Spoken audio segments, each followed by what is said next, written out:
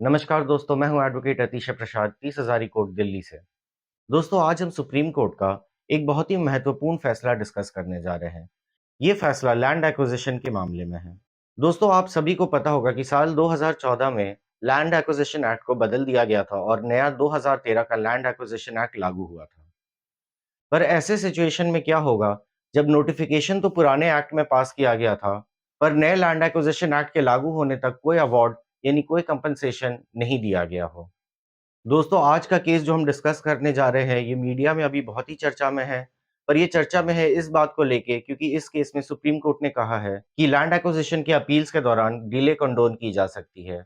ये एक महत्वपूर्ण फैसला तो है ही, पर इस केस में सबसे बड़ी बात ये है कि कोर्ट ने कहा है कि पुराने लैंड एक्विजिशन एक्ट के समय दिए गए नोटिफिकेशन पे भी कुछ-कुछ समय नए एक्ट के रेट्स लगाए जा सकते हैं। आपको पता ही होगा कि नए एक्ट में 4 गुना तक मुआवज़ा दिया जा सकता है। आज के वीडियो में हम सीखेंगे कि किन स्थितियों में पुराने लैंड एक्विजिशन एक्ट के तहत एक्वायर किया गया लैंड पे भी नए लैंड एक्विजिशन एक्ट के दर पे कंपनसेशन दिया जा सकता है। हम वीडियो में ये भी देखेंगे कि पुराने एक्ट और नए एक्ट में लैंड एक्विजिशन एक्ट के दरों में क्या अंतर है। और फाइनली हम वो पॉइंट भी डिस्कस करेंगे जिस वजह से आज का ये केस मीडिया में फेमस है कि लैंड एक्विजिशन एक्ट के अपील में डिले कंडोन की जा सकती है, यानी कि लिमिटेशन एक्ट एप्लीकेबल होगा। तो दोस्तों, बिना किसी देरी के समझते हैं आज के केस को।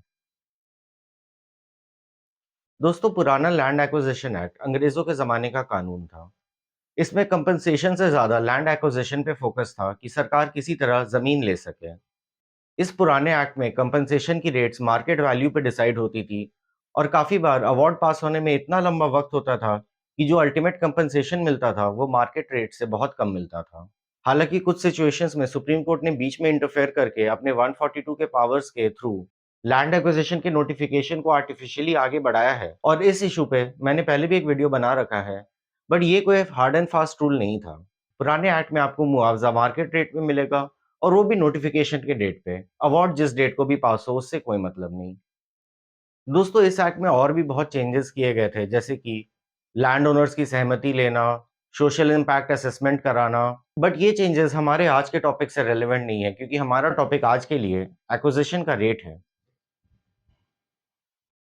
दोस्तों, अब हम समझते हैं कि पुराने एक्ट और नए एक्ट में मुआवजे के रेट में क्या डिफरेंस था। देखिए दोस्तों, पुराने एक्ट में लैंड एक्विजिशन एक सेक्शन 4 की नोटिफिकेशन के थ्रू होता था। अब जिस दिन ये सेक्शन 4 की नोटिफिकेशन आ गई, उस दिन पे जो भी मार्केट रेट है, उसके हिसाब से आपको कंपनसेशन मिलेगा।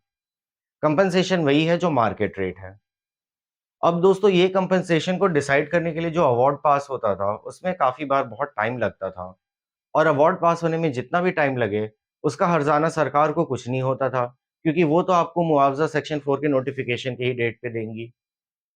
बट अब दोस्तों, नए एक्ट में बहुत बदलाव आ गया है। नए एक्ट में अगर आपका प्रॉपर्टी अर्बन एरियाज़ में है, तो आपको अराउंड 2 टाइम्स तक कंपनसेशन मिलेगा। अगर आपका प्रॉपर्टी एग्रीकल्चरल प्रॉपर्टी है, तो आपको 4 गुना कंपनसेशन मिलेगा। आपको कंपनसेशन में 100% सोलेशियम भी मिलेगा। इसके अलावा नए एक्ट में रिहैबिलिटेशन राइट्स भी है, जो कि उन लोगों को मदद करते हैं, जिनकी उस लैंड एक्विजिशन की वजह से लाइवलीहुड चली गई है, यानी कि खाने-पीने का सोर्स चला गया है। दोस्तों, ये सोलेशियम पुराने एक्ट में तो 30% था, बट नए एक्ट के सेक्शन 30 के तहत ये सोलेशियम 100% तक कर दिया गया है। दोस्तों, ये नया लैंड एक्विजिशन एक्ट साल 2014 के 1 जनवरी से लागू हुआ था। अब इसके पहले जो भी लैंड एक्विजिशन होते थे, ये लैंड एक्विजिशन एक्ट 1894 के सेक्शन 4 के नोटिफिकेशन के थ्रू होते थे। अब मान लीजिए ऐसा सिचुएशन है कि आपका लैंड पुराने एक्ट में एक्वायर किया गया है, पर कंपनसेशन का अवार्ड 1 जनवरी 2014 तक पास नहीं किया गया है। अगर ऐसा सिचुएशन है, तो इस सिचुएशन में कंपनसेशन का अवार्ड नए लैंड एक्विजिशन एक्ट के तहत पास किया जाएगा।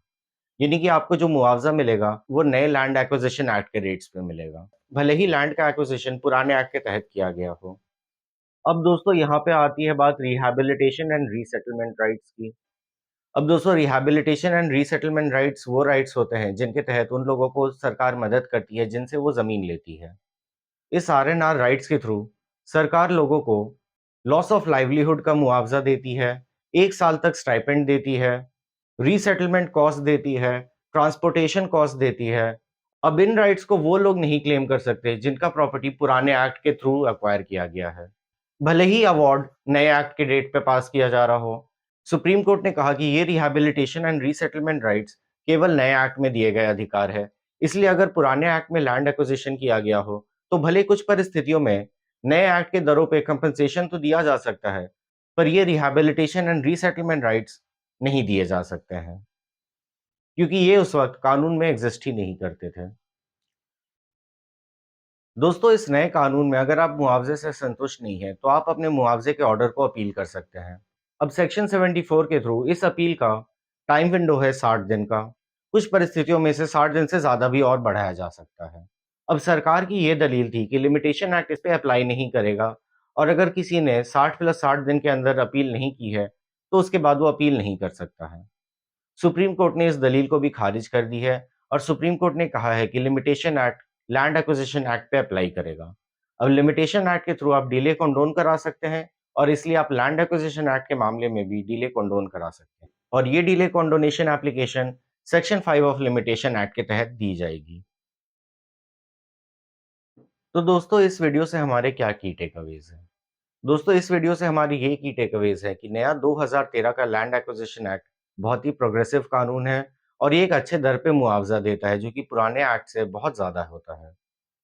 अब अगर किसी सिचुएशन में नोटिफिकेशन पुराने एक्ट में पास किया गया है, पर कंपनसेशन का अवार्ड अगर 1 जनवरी 2014 तक पास नहीं किया गया है, तो फिर वो कंपनसेशन 2013 के नए एक्ट के तहत दिया जाएगा, जिसके तहत अर्बन एरियाज़ में 2 गुना और रूरल एरियाज़ में 4 गुना तक मुआवजा दिया जा सकता है।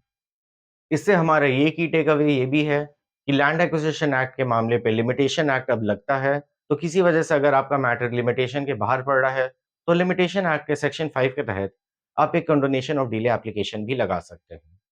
दोस्तों, आई होप ये छोटा-सा टॉपिक आपको पसंद आया हो, और आपको इससे पता चला हो कि लैंड एक्विजिशन एक्ट में 2014 में क्या बदलाव आए थे, और किन परिस्थितियों में आपको नए एक्ट के तहत वृद्धित मुआवजा मिल सकता है। और ऐसे लीगल अपडेट्स के लिए जुड़े रहें हमारे चैनल प्रसाद लॉ से।